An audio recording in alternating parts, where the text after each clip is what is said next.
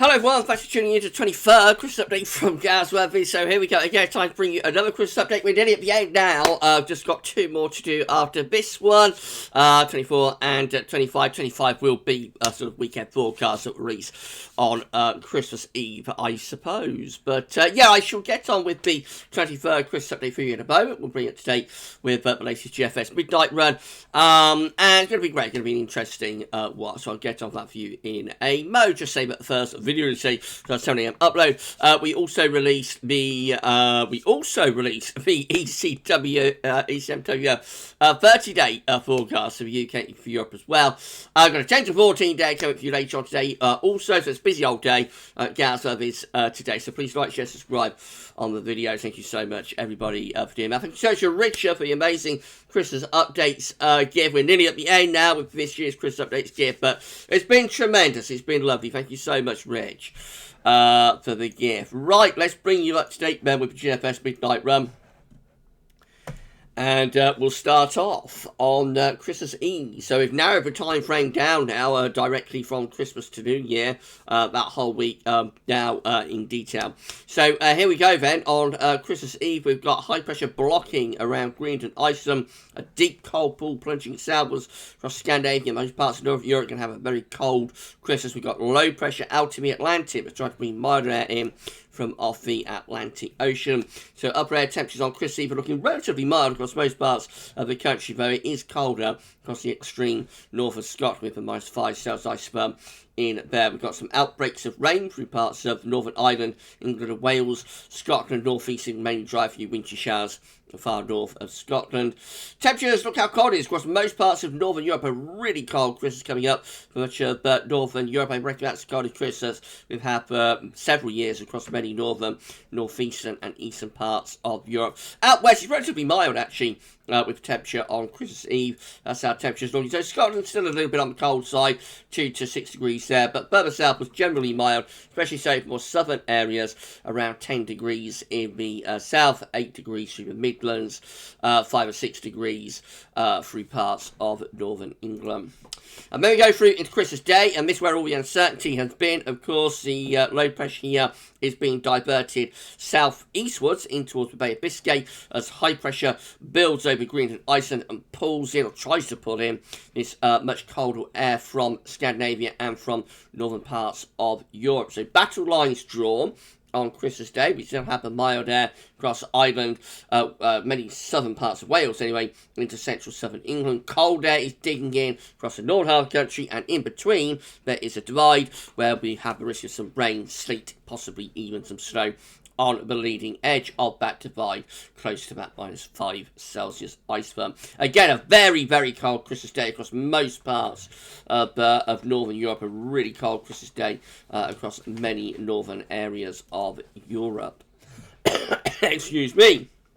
So, precipitation-wise, on Christmas Day, Scotland is looking mainly dry and cold. Could be a few snow showers. England and Wales cloudy with showery outbreaks of rain on the leading edge of that, bumping into cold air, so that might turn to snow. That's like North Wales, North Midlands, perhaps into Lincolnshire, Yorkshire. To the south of that, it will be too mild snow and will just rain. Again, the divide with this could be a couple of 100 miles north, could be a couple of 100 miles south. You know, with a global model, a couple of 100 miles is absolutely nothing, neither here nor there really for the model in terms of the global scale. But obviously, normally it wouldn't really make much difference, but obviously in this pattern, that couple of 100 miles is going to make all the difference, because it'll be the difference between a mild Christmas or a cold and maybe even white Christmas in some areas. Dew points show we're below freeze across most northern parts of the country at 3 o'clock in the afternoon on Christmas Day. Mild though, with those dew points down in the south. The temperature looks like that. Freezing cold across much of northern Europe. That cold air is trying to push across the North Sea into the UK, and the northern half of the country will be cold. So temperatures on Christmas Day look like that. Very mild on the south coast, 10 degrees down there. Quite cold through Wales and the Midlands with those showery outbreaks of rain, 4 or 5 degrees, so not cold enough for snow at that point. Northern England, though, is where we could be snowing, so there just 1 to 3 degrees for much of Northern England. Then we get through to, and that's Northern Ireland as well, then we get through to Scotland, and we're around or below freezing all day. up there. Into Christmas night, that area of low pressure actually deepens in the south, tightens the ice bar, so it turns very windy in the south with a gale force easterly wind, and that will probably start to pep up the rain across England and Wales as well. Again, big temperature contrast. All about temperature contrast on Christmas night, still with the mild air down in the south, but the cold air is digging further southwards through parts of Wales and the Midlands, and from those areas northwards, it is a very cold Christmas night. That rain is becoming heavier through parts of England and Wales as well. And again, on the northern edge with the divide, there might be some snow wet down along the south coast. Of course, dew points show that that cold air is digging in. So now the freezing dew points are like from South Wales to the Midlands to East Anglia. Anywhere on that divide, the rain could start to turn to snow. Further northwards, it's just very, very cold, really, across the northern half of the country. That's our temperatures look on Christmas night.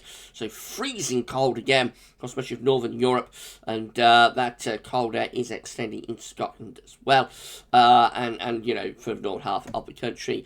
Temperature-wise, it looks like that. So on the south coast, around 5 or 6 degrees. Temperatures lowering there, but still reasonably mild. Freezing though through Wales and the Midlands, or close to freezing tenors. There is a risk of that rain tend to snow there, and further north, very hard overnight frost in the northern half of the country, particularly across Scotland. Boxing Day looks like that. So low pressure is on the south coast. Winds are coming in from an easterly direction. It's a strong easterly, a bit cold easterly as well. The upper air temperatures look like that again. Much of the south-southeast relatively mild with those upper air temperatures on Boxing Day. But the divide is sort of again through Wales and Midlands, and north of that, that's where we could see, well, that's where we'll see the coldest of the air to the north of that. The precipitation turns really heavy from Christmas Day into Boxing Day. So heavy rain in the south-southeast could turn to snow in parts of Wales and Midlands into eastern England. Again, the divide with this, remember, for those of you in South, but are going to be very disappointed, remember, this could trend a couple of 100 miles southwards in the end. Conversely, it might trend a couple of 100 miles northwards, and bring Northern Ireland and other parts of Northern England, maybe in of Scotland, into the firing line.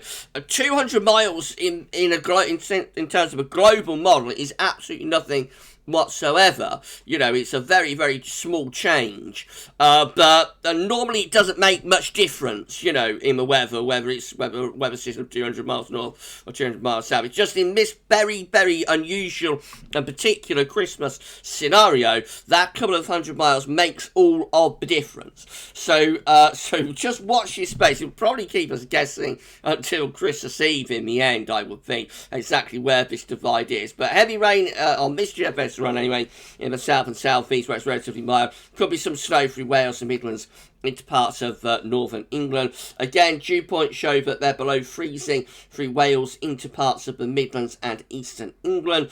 Dew points are mild in that southeast corner though, and above that freezing line that you make out there, the dew points are below freezing widely. Temperature wise, looks like that. Generally cold across most parts of the country, a bit milder in that southeast corner. Most parts of Europe, northern Europe, very cold, and that cold air is extending out into towards Germany and the Low Countries, for example. And the temperatures, they're very mild in the southeast corner on this GFS run at around 10 degrees, but go back a little bit further north into the Midlands, Wales, northern England, they're struggling to get much above freezing, and north of that, it's an ice day on Boxing Day. And then into Monday 27th of December, that low pressure starts to pull away to the south. Winds are in from this very cold east-northeast direction, bringing that cold air southwards through Monday. So the rain begins to ease off, but we still have a risk of rain, sleet, maybe some snow across the east and southeast areas, turning light and patchy with time. Could be some snow moving into northern, northeastern parts of Scotland, but we're a long way out for that kind of detail now. Temperatures are becoming colder, even in the southeast, we're dropping the temperature down to just 5 or 6 degrees. But like Wales, the Midlands, northern England, northern Ireland, Scotland, struggling to get much above freezing, and some places staying below freezing with a widespread frost probable early and late. Into Tuesday 28th of December, again we're pulling in these very cold east to northeasterly winds. The cold air has pushed through the whole country. By this point, there's a risk of some snow in the north and a few snow showers spreading down the east coast. Otherwise, we'll have dry and probably sunny weather, but it is really cold across most parts of the country. Temperatures again are struggling to get much above freezing. Even down in the south, we're only at like 2-3 degrees. Extreme southeast corner, I suppose, is a little bit milder. Wales, you see some very low temperatures there. That's probably over what the mod thinks is going to, where mod is thinking is going to be deep snow cover. So at -4, -5 there over Wales, -6 even into West Midlands. That's where it's placing some very, very deep snow cover, and so that is the reason that it's so cold. Further north was ice day again for the northern half of the country. There'd be a very harsh frost early and late, of course. Wednesday 29th of December keeps that cold weather going. We're under a ridge of high pressure then. By that point, as the low pressure moves towards Denmark, low pressure is gathering pace in the Atlantic. You'll notice the upper air temperatures are cold across all parts of the country. It's mainly dry, but there is snow showers peppering coastal areas.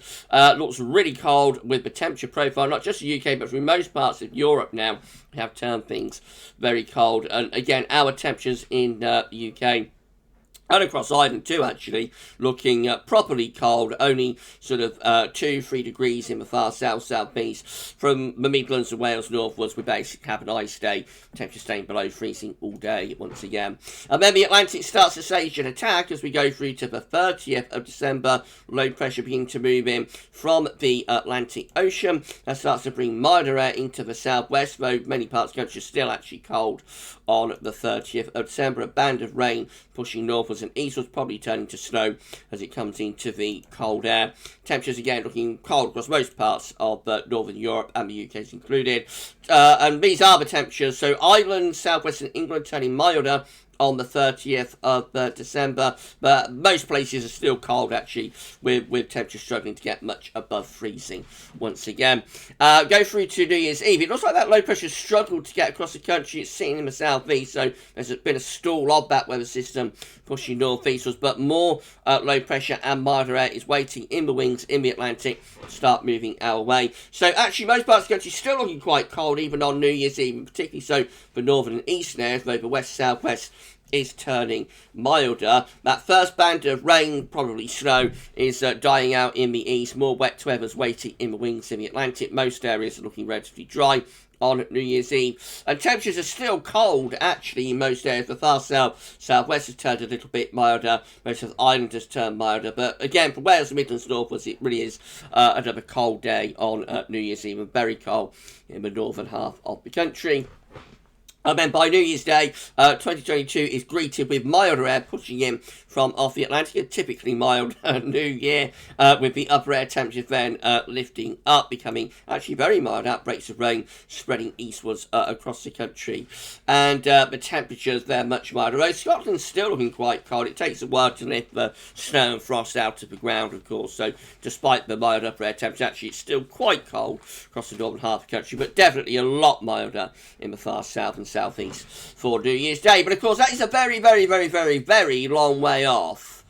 That's a really long way off, and in this kind of pattern, I still really wouldn't be looking much beyond Christmas Day, to be honest. Boxing Day may be far out to look, to be honest, in this kind of pattern. It is so uncertain, and the mod's been underestimating the strength of this blocking area of high pressure. Could be that the block will just disappear, as it gets to New Year, and we'll push in those mild southwest winds. But I wouldn't say that is a done deal at this stage. Let's wait and see how things are looking in a few days' time for New Year. In the meantime, we've got a very interesting Christmas to come. As I say, some places look like we're going to get a white Christmas here, but it looks like there will be some snow around on Christmas Day. Also, some places will have a very mild Christmas with outbreaks of rain. So the battle lines are drawn, and as I say, just that difference of 100, 200 miles north or south as to who's going to get a mild and wet Christmas Day, who will get a sunny, frosty, cold Christmas Day. It looks like Scotland will do that, and who's going to be on that boundary